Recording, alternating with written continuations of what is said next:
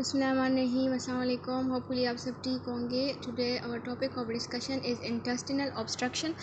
तो intestinal obstruction क्या है? जब इसके टाइटल को अगर हम देख ले तो इसमें इंटेस्टाइन की बात हो रही है। और इंटेस्टाइन हमारी बॉडी में दो तरह के हैं, एक स्मॉल इंटेस्टाइन है, एक लार्ज इंटेस्टाइन है। तो इससे ज़ाहिर हो रहा है कि ऑब्स्ट्रक्शन है या ब्लॉकेज है या क्लॉट है वो कहाँ पे है? इंटेस्टाइन में है। तो इंटेस्टाइन में लार्ज और स्मॉल दोनों में पॉसिबल है।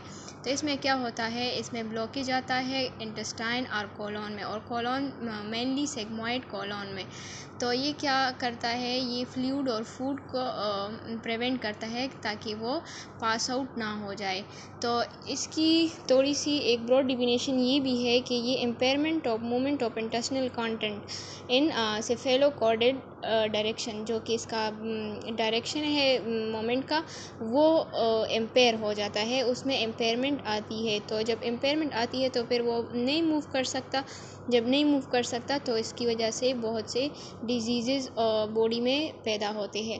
तो इसमें और क्या है कि ये दो तरह के हैं, मैकेनिकल और पैरालिटिक ऑब्स्ट्रक्शन है। मैकेनिकल में फिर इसकी 3 काजेज़ है, और पैरालिटिक की वजह से फिर पैरालिसिस होती है एक जगह की, जो कि कोलोन में या स्मॉल इंटेस्टाइन में मतलब वो जगह नेक्रोस्ड हो जाती है। तो आगे हम देखते हैं कि ये क्या है। डायग्राम में पॉइंट ऑफ ऑब्स्ट्रक्शन दिखाया गया है, ठीक है। ये स्मॉल इंटेस्टाइन में ऑब्स्ट्रक्शन टाइप बनी है, तो ये फिर फ्लूइड जो या फूड है उसको पास आउट नहीं करता। तो नेक्स्ट जो डायग्राम है इसमें आप देख सकते हैं कि जब ब्लॉकेज आता है तो फिर क्या होता है, जो कंटेंट होता है बाउल कंटेंट वो पीछे जाता है, मतलब इसकी बैक फ्लो होती है। और फिर बैक फ्लो के साथ साथ ये जब ऊपर स्टमक की तरफ जाता है या फिर इसकी वजह से एब्डोमिनल डिस्टेंशन होती है, तो ऊपर लंग्स और डायफ्राम है उसको भी अफेक्ट करता है। तो इसकी पैथोफिजियोलॉजी क्या है, ये इस तरह होता है कि जो इंक्रीज्ड इंट्राल्यूमिनल प्रेशर, इसकी वजह से ल्यूमिनल प्रेशर है वो बढ़ जाता है। ल्यूमिना क्या होता है, या ल्यूमिना जो कि स्मॉल इंटेस्टाइन का या लार्ज इंटेस्टाइन का इनर जो एरिया होता है, तो उसकी वजह से प्रेशर बढ़ जाता है। तो ऑब्स्ट्रक्शन क्या करता है, वो ल्यूमिनल प्रेशर को बढ़ाता है। तो नेक्स्ट जो एक्यूमुलेशन ऑफ गैसेस और फ्लूइड अकर्स होता है, ये उस कंडीशन में होता है जब ये ऑब्स्ट्रक्शन सेवियर हो जाता है या कोई बैक्टीरिया वगैरह आके वहाँ पे गैसेस एक्यूमुलेट करता है। तो ये ज़ाहिरी बात है कि जब ऑब्स्ट्रक्शन होती है तो वहाँ पे गैसेस एक्यूमुलेट होती है, और जब गैसेस एक्यूमुलेट होती है तो प्रॉब्लम और सिवियर हो जाता है। There is impairment of blood supply, bacterial invasion occur, जबकि ब्लड सप्लाई नहीं होती। ये कौन सी कंडीशन में? ये जो पैरालिटिक ऑब्स्ट्रक्शन है, जहाँ पे पैरालिसिस होती है या वहाँ ब्लड सप्लाई स्टॉप हो जाती है, तो फिर बैक्टीरिया उस जगह में आके इन्वेजन करता है। और पेरिटोनाइटिस में अगर इसकी वजह से पेरिटोनाइटिस काज हो सकता है। पेरिटोनाइटिस क्या होता है कि ये पेरिटोनियम में इन्फेक्शन आता है, जब बैक्टीरिया वगैरह फ्लूइड में आके इन्फ्लेमेशन काज करता है। Ventilation become restricted due to the elevation of diaphragm. मैंने आपको बता दिया ना कि जब डिस्टेंशन होती है एब्डोमेन की, तो फिर क्या होता है, ऊपर लंग्स पे प्रेशर पड़ता है और वेंटिलेशन में फिर प्रॉब्लम आती है। तो इसमें में ये और क्या काज कर सकता है, एटीलेक्टेसिस ऑफ लंग्स काज कर सकता है कि लंग्स कोलैप्स हो जाते हैं, और फिर वहाँ पे जो वीनस रिटर्न है वो नहीं होता। जो मतलब वीन्स है वो जो ब्लड लेके जाते हैं लंग्स से दोबारा हार्ट की तरफ, तो वहाँ पे भी उस जगह में भी जो वीन्स है वो फिर प्रॉपर ब्लड कैरी नहीं कर सकते। तो यहाँ पे और एक कॉम्प्लिकेशन है, वो क्या है, जो there is loss of fluid and electrolytes. इसकी वजह से फ्लूइड की लॉस हो जाती है और इलेक्ट्रोलाइट्स की, क्योंकि ऑब्स्ट्रक्शन है, और ऑब्स्ट्रक्शन की वजह से फिर पूरा जो फ़्लो है, जो वहाँ पे इंटेस्टाइन में जो फ़्लो है, गट मोटिलिटी है, वो एबनॉर्मल हो जाती है। तो इसकी वजह से फ्लूइड बॉडी से लॉस हो जाता है। और हाइपोकैलेमिया क्या है, जो पोटाशियम लेवल है वो कम पड़ जाता है। डिहाइड्रेशन होती है, वोमिटिंग की वजह से डिहाइड्रेशन होती है, तो इसकी वजह से इलेक्ट्रोलाइट्स और फ्लूइड बॉडी से निकल जाते हैं। तो इसमें फिर हीमो कंसंट्रेशन है, हाइपोइलीमिया है, ब्लड वॉल्यूम कम हो जाता है। इस तरह रीनल फेलियर में भी बंदा जाता है। तो इसमें एक और है कि शॉक और डेथ भी काज हो सकता है, क्योंकि ज़ाहिरी बात है ये बहुत क्लियर है कि ऑब्स्ट्रक्शन है। तो ऑब्स्ट्रक्शन क्या करता है फिर, जब हम खाते हैं और वो फूड है जो बोलस है वो तो नीचे चला जाता है इंटेस्टाइन की तरफ, लेकिन फिर वो बॉडी से एक्सक्रीट आउट नहीं होता प्रॉपरली, तो ये बॉडी में रह जाता है और इसकी वजह से फिर शॉक और डेथ काज होता है। तो मेनी कंडीशन है इस इंटेस्टिनल ऑब्स्ट्रक्शन की। इसमें एक है मैकेनिकल ऑब्स्ट्रक्शन। तो मैकेनिकल ऑब्स्ट्रक्शन में थोड़ा सा मैं इस स्लाइड से हट के आपको बता दूं कि इसके 3 काजेज़ है, ठीक है। कि एक है इंटोससेप्शन, इसे कहते हैं। इंटोससेप्शन क्या होता है कि वो जो बावल है, मतलब जो इंटेस्टाइन है, वो शॉर्टन हो जाता है। किस तरह कि एक सेगमेंट दूसरे सेगमेंट के अंदर चला जाता है।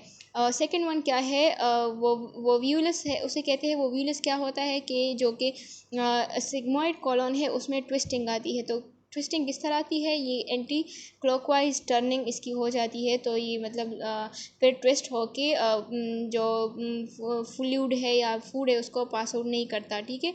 और थर्ड क्या है, हर्निया है। हर्निया में क्या होता है कि हर्निया जो कि इंटेस्टिनल कंटेंट होता है वो हर्नियल ओपनिंग के थ्रू हर्नियल सैक के अंदर चला जाता है और वहाँ पे एक आउटग्रोथ सा बन जाता है। तो इसके मुख्तलिफ टाइप्स है, लेकिन यहाँ पे जो मेन कॉमन है वो इनग्वाइनल है, ठीक है। इनग्वाइनल हर्निया है, ये इसकी काजेज़ है, ठीक है। इनग्वाइनल हर्निया जब बनता है तो ये इसकी वजह से प्रेशर आता है और ये ब्लॉकेज काज करता है। तो ये मैकेनिकल ऑब्स्ट्रक्शन है।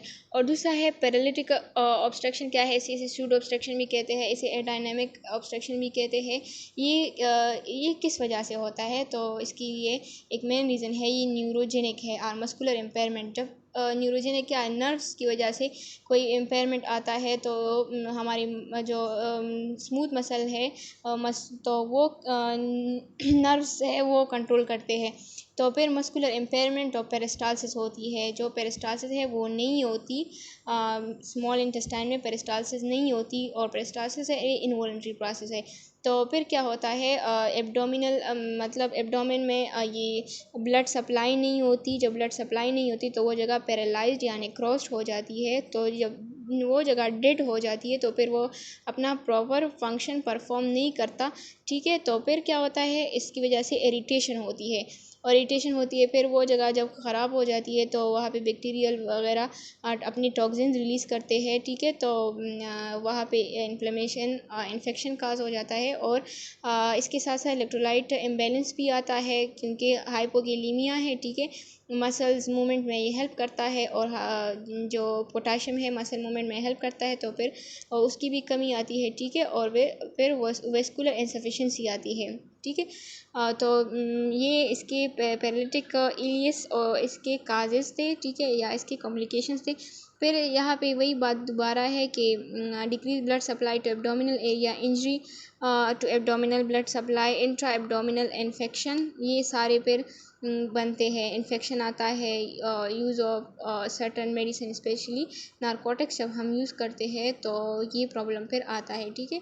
और आगे जाके हम इसके साइन सिम्टम को देखते हैं। ये आसान है, ये बहुत इजी है। एब्डोमिनल पेन होता है, जो मैकेनिकल ऑब्स्ट्रक्शन इसकी वजह से पेन बहुत ज़्यादा होता है, ठीक है। और नोज़िया, वॉमिटिंग, डायरिया कॉमन है। कॉमन जो डाइजेस्टिव प्रॉब्लम है, कॉन्स्टिपेशन है। इन एबिलिटी कॉन्स्टिपेशन क्यों होता है कि जो फ्लूइड है, ठीक है, वो उधर रिटेन रहता है। तो इसकी रीअब्जॉर्प्शन बहुत ज़्यादा हो जाती है। रीअब्जॉर्प्शन होती है तो फ्लूइड और जो फ्लूइड है वाटर है वो रीअब्जॉर्ब होता है, तो इसकी वजह से फिर कॉन्स्टिपेशन काज होती है। Inability to have bowel movement to pass, gases pass out होते हैं, ना बावल मूवमेंट होता है, और एब्डोमेन की डिस्टेंशन होती है, ब्रीथिंग ऑर्डर भी होता है। इसके लिए डिफरेंट टेस्ट होते हैं। टेस्ट और डायग्नोसिस में क्या होता है, डॉक्टर फिजिकल एग्जामिनेशन करता है, हिस्ट्री लेता है, ठीक है। और इसकी वजह से डायग्नोसिस फिजिकल एग्जामिनेशन की वजह से हमें ये पता चल जाता है कि ये कौन सा ऑब्स्ट्रक्शन है, मैकेनिकल है और या पैरालिटिक है।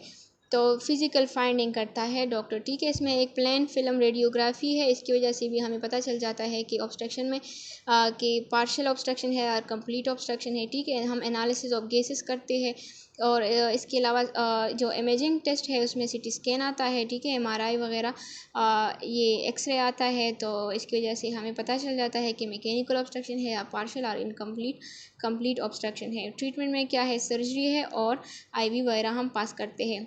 कॉम्प्लिकेशन क्या है कि इलेक्ट्रोलाइट इम्बैलेंस आता है, इन्फेक्शन होता है जो कि बैक्टीरिया, मैंने आपको बता दिया, बैक्टीरिया को मौका मिलता है वहाँ पे इन्फेक्शन काज करता है। जॉन्डिस है, बिलिरुबिन लेवल बढ़ता है और वह इंटेस्टाइन में होल्स भी पैदा होते हैं, ठीक है, परफोरेशन होती है, पेरिटोनाइटिस काज होता है और death of affected intestine. Diagnosis में क्या होता है, जब हम पूछते हैं और पेशेंट से और हम ये एनालिसिस कर लेते हैं, उसके बाद हमें पता चल जाता है कि एक्यूट पेन है, किस वजह से है, एब्डोमिनल डिस्टेंशन की वजह से है, इम्बैलेंस न्यूट्रिशन है। वो क्यों है, क्योंकि बॉडी को जो कि रिक्वायरमेंट्स है वो बॉडी को नहीं मिल रहे। कॉन्स्टिपेशन है क्योंकि इंटेस्टिनल ऑब्स्ट्रक्शन है, इनफेक्टिव टिश्यू परफ्यूजन है और risk of deficit fluid volume है, बॉडी से वॉमिटिंग हुई है, वैसे ही फ्लूइड लॉस हुआ है तो उसकी वजह से फ्लूइड हाइपोवोलेमिया काज हुआ है। इंटरवेंशन में क्या है, हम क्या करते हैं, एनर्जेटिक देते हैं ताकि हम पेन को रिलीव करें, एडमिनिस्टर लेक्सेटिव्स देते हैं, ठीक है, लेक्सेटिव्स देते हैं कॉन्स्टिपेशन के लिए, और पेशेंट को सॉफ्ट फूड देते हैं ताकि वो स्टूल इजीली पास कर सके, और पेशेंट को हम अवॉइड करते हैं ताकि वो हार्ड फूड ना ले क्योंकि वहाँ ऑलरेडी ऑब्स्ट्रक्शन है, ठीक है, और पेशेंट को डोसेज देते हैं कि आपने कौन सा डोज किस फॉर्म में लेना है। रूट्स वगैरह side effects of all medication हमने बताने हैं।